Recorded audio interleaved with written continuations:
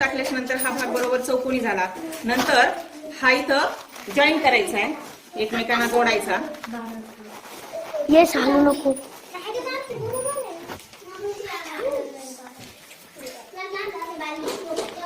असा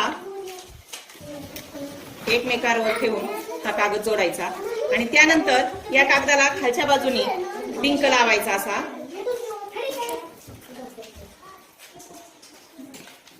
हा डिंक लावून घेतल्याच्या नंतर हा जो आपण कागद ठेवलेला आहे या कागदावर बरोबर वरच्या साईडनी 1-2 सेंटीमीटर अंतर सोडायचंय, खालच्या साईडनी 2 सेंटीमीटर अंतर सोडायचं आणि एका समान रेषेमध्ये हे चिपटून घ्यायचे. असे